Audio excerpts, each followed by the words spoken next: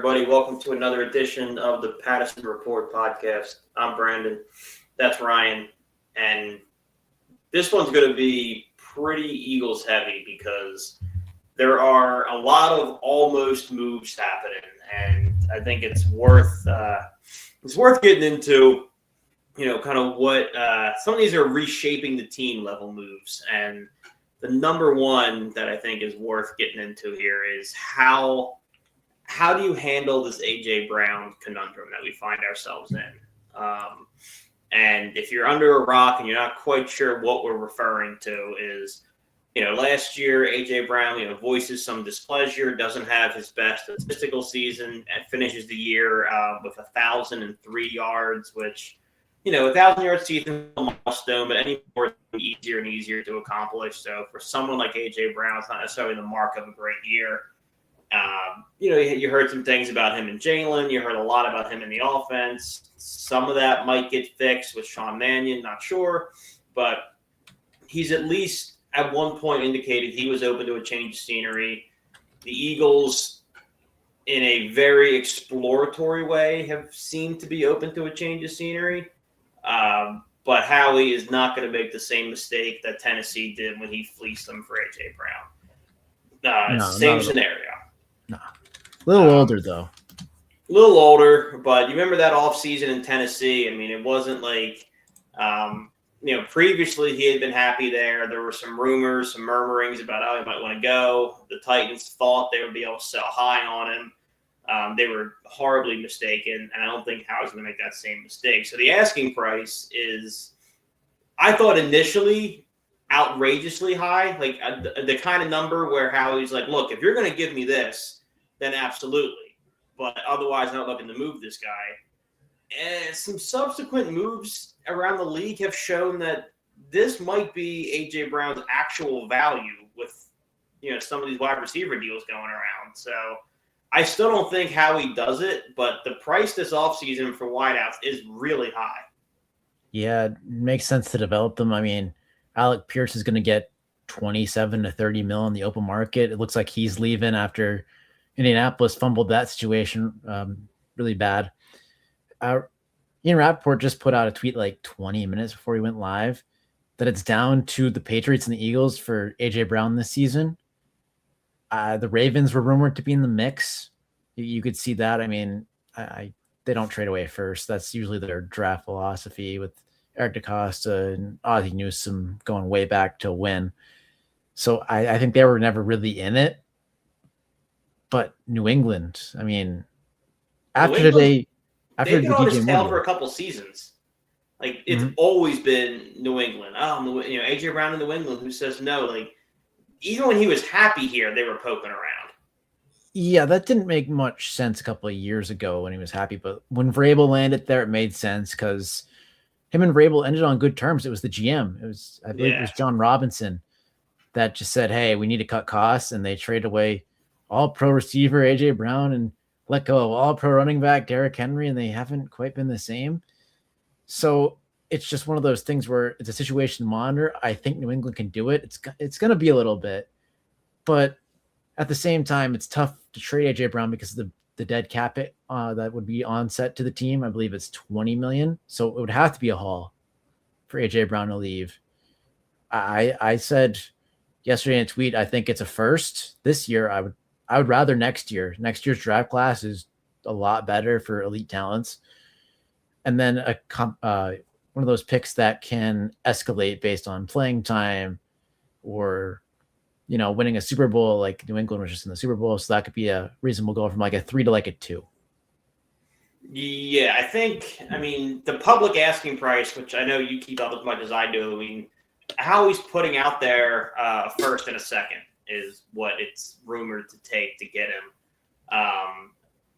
Now, I think in reality, that for me, that is, if Howie is actively looking to move A.J. Brown, which I don't think he is. Adam Schefter went on Pat McAfee's show today and pretty much said as much that, look, anybody who thinks Howie is shopping A.J. Brown, you're sorely mistaken. It would take an offer too good to refuse for him to consider it. I think any offer that has, a first rounder and then another pick in the top 100 makes Howie think. I just don't see AJ Brown playing anywhere else but Philly this year, though. I don't think anyone's going to ante up quite what he wants. And again, we're not shopping him. He's not, it's not like we're fielding offers. It's, hey, we like this guy. We plan on having him back unless you give me a reason not to. And to AJ Brown's credit, a lot of receivers would, especially that position group, for whatever the reason, would be vocal about it. They'd be out in the press about it. To his credit, we haven't heard anything from AJ Brown in his camp. So I'm starting to really believe that he's perfectly fine being an Eagle next year. So it seems like a divorce would just be forced at this point. Here's the thing. I think he's perfectly fine with playing out next year. But I think this morning changed everything for me. I was sitting there, saw the DJ Moore notification. Initially, Rappaport tweet out was a mid-round pick. So, nothing changed my expectations on AJ Brown after I saw that. And then they revealed the compensation. It was a second. You're like, wait a minute. This could be on the table for AJ Brown to be moved. So this morning changed everything. I think if Alec Pierce does not land in New England, I think AJ Brown played his last snap as a Philadelphia Eagle. You think the Patriots will do whatever? I think the Patriots are going to ante up. I think they're going to do it.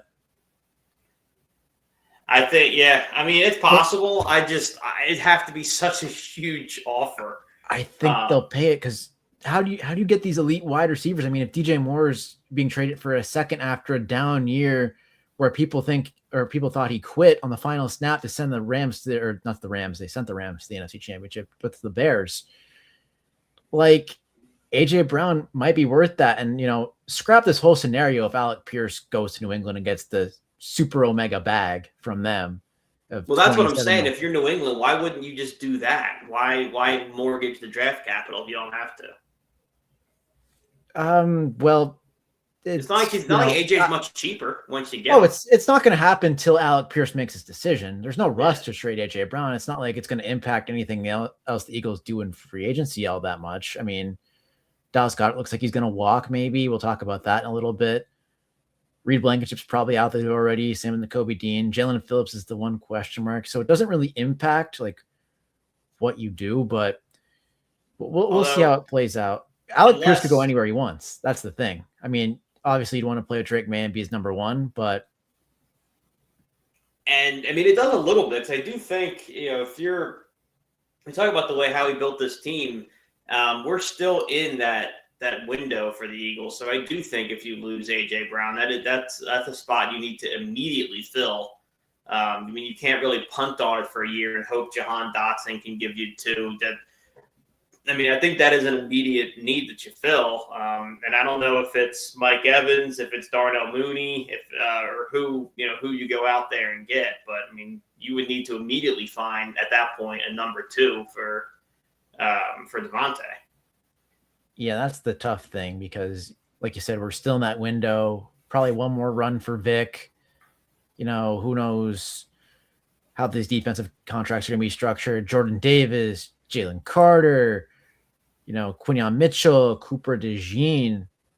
The bill's going to have to be paid for the defense for all what they've done. So I think it's a little too early to go to a rookie wide receiver route, but I don't know if that guy's in this class either, though.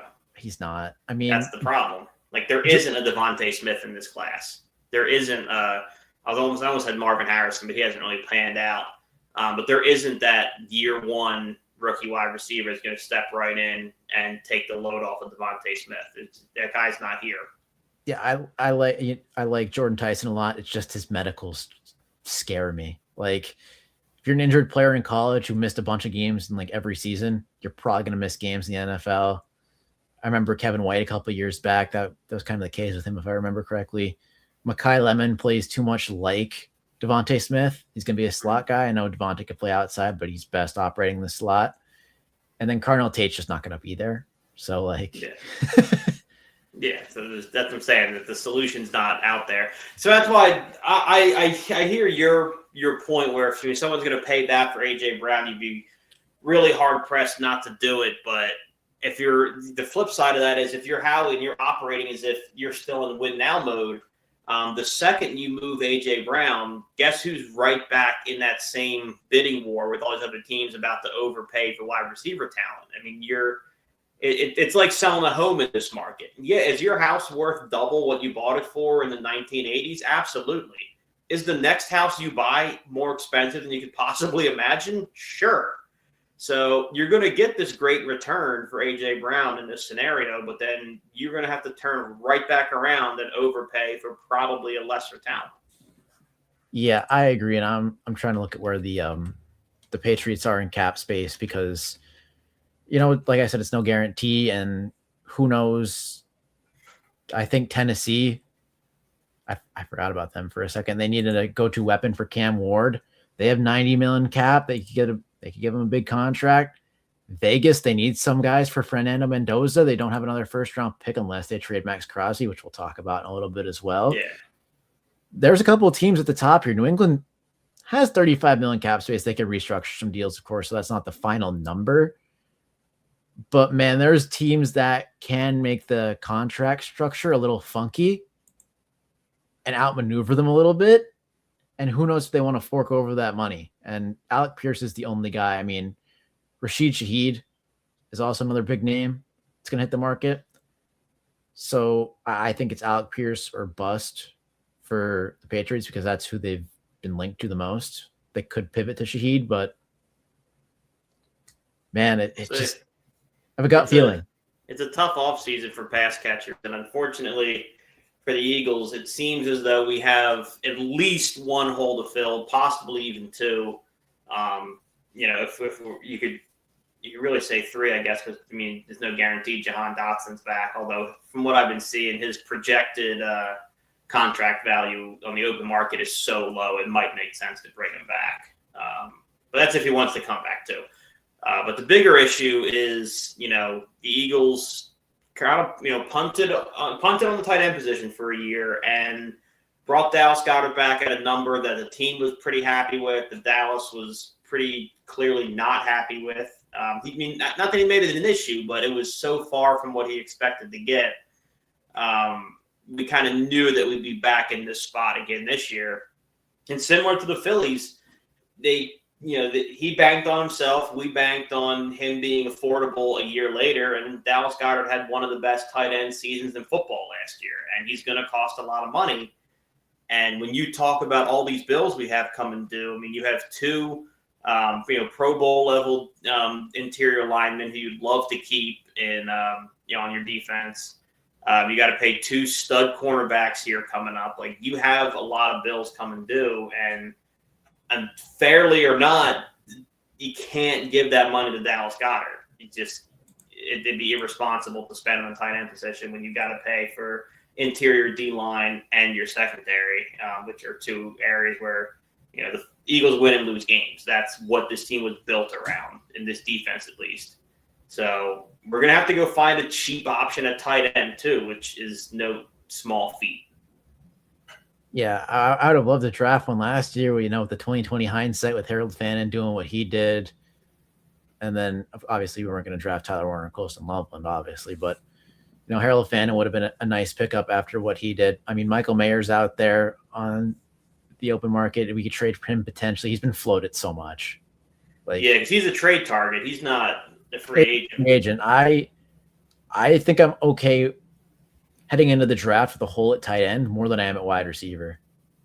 It's easy. I think you could fill later. You got some inline guys. There's a lot of guys like Sam Roush who impressed at the combine, 9.99 RAS score, I think. So there's a bunch of athletes at tight end. You have Oscar Delp, who I like from Georgia. He's an inline guy. He could receive, he could block. And he also played the season with a fracture, so you got to throw away the whole season. It wasn't that good for him.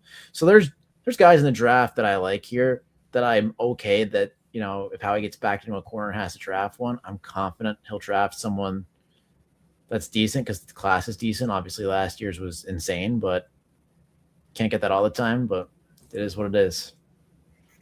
Yeah. And there's some other – I think Michael Mayer would probably be, if I had to guess right now, are my most likely replacement for Dallas Goedert. Just again, I'm just in keeping with the theme of the way Howie likes to draft. I mean, we haven't addressed. I'm trying to think. Pass catches in the first round that I can off the top of my head is just Devontae and Dallas Goedert. I mean, that's how rarely he jumps up for. It was Goddard with the first pick after they traded down from 32 after they won the Super Bowl for Lamar. Yeah. And it was Devontae, and then it was Jalen Reagor. Reagor was before. Oh, you mean going back? I'm going back. I'm going forward to back. I think I might be you. wrong in Dallas Goedert. I think I flipped the two. That's my bad. Yeah. So that's what I'm saying. I'd be surprised if Howie went skill position first round, just because he never really does. This would be the draft to do it. And I think it goes without saying, if Kenyon Sadiq is there, then you throw the playbook out the window. Because I want an athlete like that on the team. He is an absolute freak of an athlete.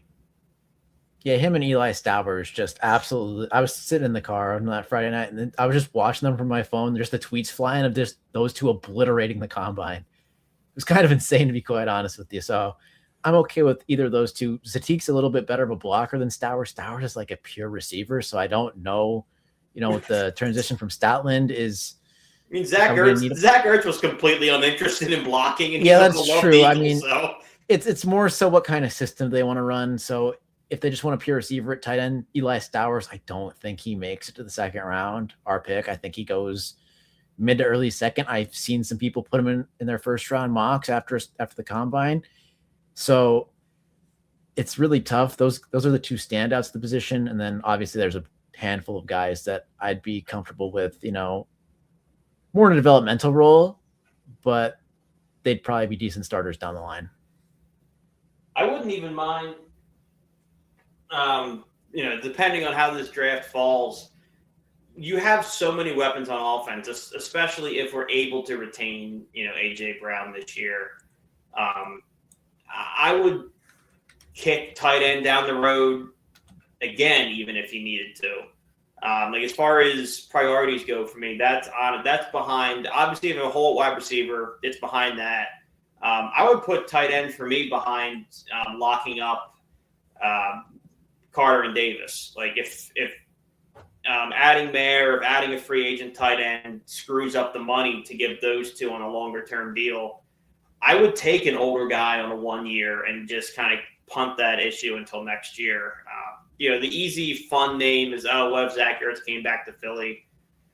I think that'd be a fallback option. That's exactly what I'm saying, where it's a 1 year, just, deal with this next year. I saw Njoku's out in Cleveland. I think that's going to be, if we can't afford Goddard, I think he's going to be similarly expensive. I don't really know if too many, Jonnu Smith has got the boot in Pittsburgh. That could be somebody who wants to. He was not good last year. He was terrible, but that could be another a 1 year prove-in, see what he's got in the tank. Did you have to watch any Steelers football last year? You notice how I phrased that question. What? Did you have to watch any Steelers? Yeah. Did you their offense was horrendous. Dude, I don't, Johnny was not that great. Obviously, he was better with Mike McDaniel, which is obviously, a given. But there were just so many random halfback tosses for Johnny where I'd look in the backfield and I'd see Jonnu Smith and then just give him the ball. I'm like, what are they doing? That's why I'm not out on him completely, because I don't know. Obviously, I'm hoping for a pretty imaginative scheme out of this offensive council he's put together, which honestly was worth getting into because we haven't really discussed that we've done this before and everyone's excited about it now. Remember the last time they pitched the offensive council, it was a dumpster fire. I don't think it's going to be the case. I'm just saying I'm nervous because we've done this once. Yeah. But that's why I'm kind of okay with considering Jonnu Smith, because when he had a competent offensive mind, you remember him in Miami, you played fantasy. He was fantasy gold with somebody competent running the offense. Now, I'm not saying we should hitch our wagon to him for the future. He's just one of these names where if you wanted to do a one and done, prove it and see what they have this year, that's the type of guy you're probably looking at. Yeah. Obviously, we didn't mention Isaiah Likely. He's definitely probably priced out of our range. He's probably going to head to New York or something. I didn't bring him up because if we can't afford Goddard, we can't afford like. Yeah, I just wanted to bring him up real quick. Yeah. I figured that's what we were doing here, but you just got to examine all options, and then after that, that's why I brought him up. There's not really anything after that. No, it's a tough season to find somebody long term. Like I said, Mayer for a mid round pick would probably be my hope. If you can get Mayer for a 5th, I think that's a great value. I don't know if LA does it or not. I mean, he's kind of extra out there, so they might. And I liked him. Obviously, I liked him coming out of Notre Dame. I'm a huge Notre Dame fan, but I mean, I think there's a lot more to him than they've been able to get out of him so far. Oh, Michael Mayer is clearly a good football player. He'd fit great at the Eagles. It's just one of those unfortunate scenarios where the Raiders were on the clock. You had a generational talent at tight end on the board, and you took him. And it was the right move. You had to. He's Brock Bowers. I was going to work great with Mendoza. It was the right move, but yeah, you don't know in hindsight. They picked Michael Mayer to be the guy, and obviously it didn't work out. They only gave him a season. Tight ends take notoriously long to develop. You see Kyle Pitts here. You see these other guys. David Njoku's one of the examples there. It's just you got to pick the good football player, best player available when you're in these rebuilds, and sometimes you spend seconds on the same position the year before. Yeah, but I would love to get him over here. I think that'd be my dream scenario. Yeah. But much like the tight end cupboard is pretty bare in Philadelphia behind Dallas Goedert, the same cannot be said for the linebacking core of the Eagles. And I can't remember the last time we were able to really say that. I mean, you look back at some of the names that have played linebacker here in the last 10 years.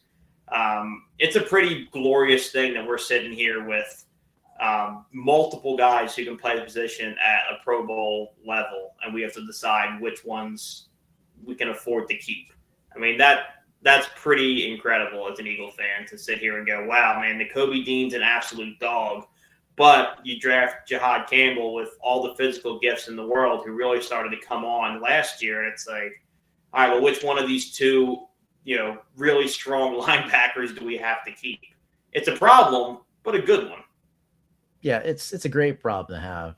Obviously, it won't be so great when we're sitting here on March 9th at 4 p.m. and you look down at your phone first thing and you see that Nakobe Dean signed for 3 for $45 to the Dallas Cowboys to reunite with Christian Parker. And you know what? At that point, I would clap it up for Nakobe because he fell flat on his face when he got here. Was too small, not strong enough. Then he gets hurt. And then whatever happened to him after that injury, he came back. He looked like a man possessed that Super Bowl season. He was one of the best linebackers in football. And then this year, again, he got hurt, which has been a bit of an issue. Came back, and he didn't miss a step. Credit Jihad Campbell stepped aside, had his reps cut, was a team player. But, I mean, both of those guys are great linebackers. It sucks when we get to keep one of them. Yeah, it stinks. And, the ideas have been floated for trading Jihad Campbell, trading Zach Bond, just letting Nakobe Dean walk. I think they're just going to let him walk. I don't think we're going to overthink it as much as, the Madden GM and me says, hey, let's flip Zach Bond because he's a little older and resign Dean. That's not how it works. So, just going to let him walk. Probably take the comp pick for him. I don't think it's going to be a third. I'm trying to think who's out there. I mean, Malik Willis is going to get the third. So there's a couple other guys that are going to come in. But probably a fourth, I'd say, if I were to estimate it right now. Yeah, you take that back. I mean, again, it's when you're looking at it, I love Nakobe Dean. I think when he's on the field, he is one of my favorite linebackers to watch play in an Eagle uniform because he plays so aggressively, so downhill. When he and Vaughn were both at their best, both guys seemed to be at the right place at the right time every single time, which is just a thing of beauty to watch. It was one of the things Nakobe Dean was great at Georgia, too. I mean, he's always been – his size was a little bit of an issue, but his awareness and his instincts had always been off the charts. But when it gets down to it, it'd be tough to punt on somebody like Jihad Campbell and move him and keep Dean. Or same thing with Bond, because Bond doesn't miss games. Jahad Campbell's a young guy. He had barely misses games. And you can't forget the fact that the Kobe Deans had two, several week injuries here in the last couple seasons. Like it's a thing that happened. You can't, pretend that it didn't. Yeah, I can't pretend that it didn't. And like I said, I think the number per year with all these teams getting all this money is going to come in a little too high for Howie to keep him. Especially, I don't want to see Jahad Campbell move to edge. He's not an edge guy. I know that's been talked about a little bit. He's just not. He started out as an edge rusher, but he made his money at linebacker. And obviously, when we tweeted out the big board last year on the account, we said would trade up for, and it was Jahad Campbell in that position group with Walter Nolan and I forget who else, but. And you're pretty good at edge. I mean, you have Nolan Smith. They think Jalen Hunt's going to turn into something. He's shown flashes. He's kind of blocked at edge too a little bit. I mean, Jalen Phillips walks, he wouldn't be, but yeah. Phillips I think that's going to be the guy Howie spends on, though. I think Jalen Phillips is back. He's such a good fit. He's such a good fit. When you say it was the best day of your life and you got married and you're having a kid, like I guess you like the city, but he does love it here. He loves it here. I hope he gives us a little bit of a discount because the edge market can be expensive. All these big boards that are coming out, he's second or first on these free agent big boards. He's going to be expensive. He reignited the Eagles defense. I've been seeing 4 years 100. I've been seeing 400. I was going to say 25 per. I think how he could gymnastics it into, something like a 10 to 11 mil cap hit this year and then a couple void years tacked on while the salary increases year by year. I think he could do some gymnastics into that. But if some team comes in, say the Titans or even the Patriots who we're talking about right now, they have, a decent bit of cap space right now. They could come in and offer a big deal. I mean, Washington, Vegas is gonna need an edge if they trade Max Crosby before Monday. So that's another team to keep an eye on. All these teams have so much money. It's tough when you're in this spot. And we'll end the show that way. That's worth getting into. We can't talk about Jalen Phillips and not talk about Max Crosby because it is absolutely one or the other. Let's just get that out of the way from the get-go here. I don't think there's a world in which we're able to maneuver both Jalen Phillips and Max Crosby.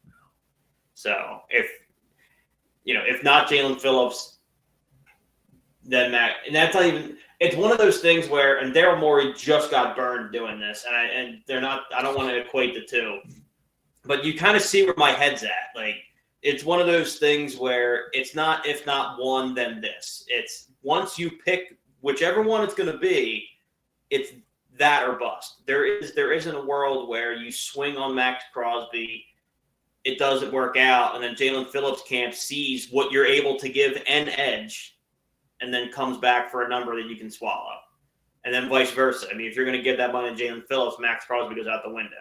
So until this morning, I thought Howie had his guy. He would find a way to manipulate the cap, bring Jalen Phillips back. He's already a fit. We know what the defense is going to look like. Well, then Lane Johnson, who doesn't really say much ever about anything, kind of pokes at Max Crosby. It was like, hey, Eagles? Like, a little eye emoji. And, of course, Twitter fell completely apart. But, again, it's Lane. He doesn't generally do stuff like that. So if he's telling me, if he's doing that, then there's, where there's smoke, there's fire a little bit. Yep. Absolutely. And it's tough because Max Crosby, the player, is great, but he's getting up there in age. I believe he's 29 right now. If I'm not being mistaken. And the draft compensation that's coming in on him he's 28. He's going to turn 29. So it's close enough. The draft compensation that's coming in on him was heavy. There's been reports that Dallas had the deal basically at the finish line last night. Yeah. With 12 and 20, it looks like, and maybe some other pieces or picks, and they couldn't get it done. And that doesn't make me feel good. Max Crosby's a great football player, but that's a lot to give. I'm out on it personally. I'm out too. Like, we've talked on this show a couple other times with the cap hell that we're about to enter, and I don't want to say we're not in the same cap hell that like New Orleans finds itself in where it's hopeless. Like, I don't want to get New Orleans is finally out of it this year. What do you mean? Yeah, true.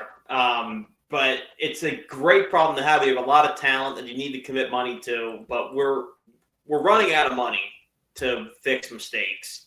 So I find it we're going to have to draft even better than we do now. Like, you are going to have to hit on draft picks because free agency for us isn't really going to be a player really after next season. I mean, we're just not going to be able to build through free agency. So I'm really not on board with hemorrhaging high-level picks for a luxury position. Would it be? Are we better than Max Crosby? For sure.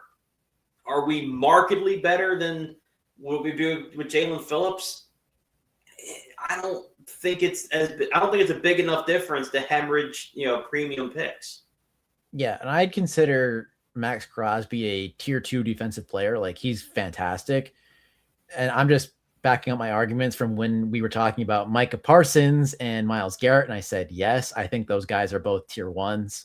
I think they're, Myles Garrett's just absolutely insane. He's in a league of his own. And then Micah Parsons has that versatility, obviously, the knee injury. But so I wouldn't do that for Max Crosby. He's still fantastic. Don't get me wrong. But those guys were just in a different tier. So I'm with you here. I wouldn't. Yeah, those picks are too valuable. Those picks are your free agency for the next few seasons. So every day one pick that you move off of is an impact player we're not going to have a chance at. And I don't know. I can't sign off on it, but we'll see. Howie doesn't need my permission, and he's right far more often than I am. So for all we know, we could wake up one day and Max Crosby's an Eagle, and I'd probably in the short term be ecstatic about it because, look, the Eagles were bad for a long time leading up to 2017, and we all survived and we still watched. So if they bring me another Super Bowl followed by a few seasons of them being ass, I'm saying this now, I'll change my mind. I'd trade it. But if you ask me right now what I want the team to do, it is not to hemorrhage our future for Max Crosby. I agree. But so say the hypothetical package is this year's 123, Nolan Smith and a future 2, yes or no? I don't think it's enough. I think it's going to be both 1s. Yeah, I don't see a world where the offers I've been hearing that have not even been accepted yet are, a couple 1s, and they didn't like the piece that was thrown in. I think it's kind of crazy that the Raiders don't take 12 and 20 and draft a wide receiver and an offensive lineman or 2 offensive tackles to help Mendoza. Like, I don't know what they're doing. But if that's the package, what was it? This year's first, Nolan Smith, and next year's second? Yeah. I think it's going to cost both 1s, but I feel like it's more of a conversation for us if we put in the 2. That's how I feel. I mean, that would make me feel, God. Because I still don't think I do it, only because we're the offensive line's getting older. Like, we got to start addressing, and we have no depth as it is on the O-line. I would like to use. Look, if we can't get a tight end this year, I'm going O-line first round. If we do get a tight end this year, I'm hitting O-line first and second round next year. So I just don't like the idea of not being able to draft a couple of replacements along the O-line. Lane Johnson is giving us one more year. Let's just call that what it is. He wasn't sure he's coming back for one more year. Lane Dickerson, we'll see how his body holds up. We can lose Lane. We almost did this year. I just think that we need to start restocking the coffers on the O-line. So I'm not giving up a first and a second. You don't want to do that in free agency either. We talked about it. You have to build at the draft. I mean, you've seen these guys get premium guard and tackle contracts that are not premium tackles and guards. Like, no. you have to find them and you have to pay them. And if you don't, they're walking out the door. And it's been, this year Trent Williams is going to be, maybe if he hits the open market, probably going to be the closest thing we've seen to a premier offensive tackle hit the market. And gosh, I'm trying to think, like, it's got to be a couple of years at least. Yeah, I'm trying to think of the last big name. I'm trying to think of the last one, and I can't think of it because great tackles don't hit free agency. They just don't. I mean, I'm not trying to throw anyone under the bus here, but Dan Moore got 4 years, $80 million. Yeah. My group chat is full of Steelers fans. They were applauding when he got that money from another team. They said they'd pack his bags and move him out. Like, so it's so inflated. It really is. And you figure you're good on the one end with Jordan Mailata. Has he been around a little bit now? Yeah, but there's very little miles on him. He didn't play football until he got to be a pro, so I don't worry about Mailata near as much.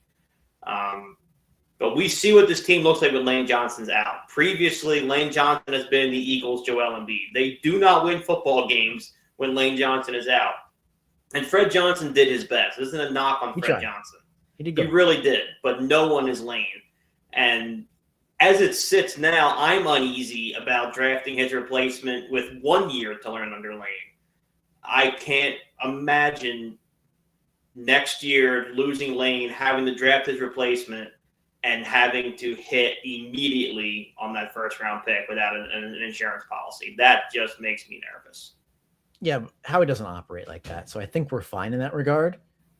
I think, unless some blue chip talent falls that we don't expect to fall at corner, or, I don't think Sadiq's going to make it to 23. It's probably going to be offensive linemen. And, a couple of them are profiling better as guards, which is kind of making me nervous because it feels like the mock drafts haven't quite caught up to Monroe Freeling. You've seen him commonly mocked to the Eagles at 23 the past couple mock drafts. That's long out the door.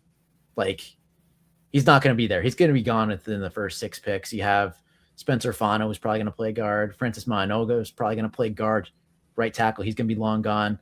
Blake Miller's an interesting name, but he's starting to catch steam too, and I think he might be gone. So it's really interesting to see what's happening.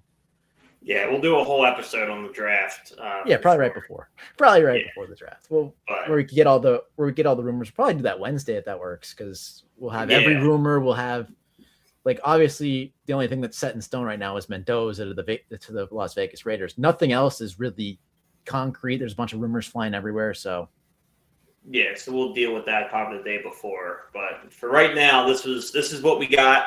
We'll see next week. We'll hopefully know a little bit more. But until such a time, I'm Brandon. That's Ryan. This is the Passing Report, and we'll see you next time. Peace.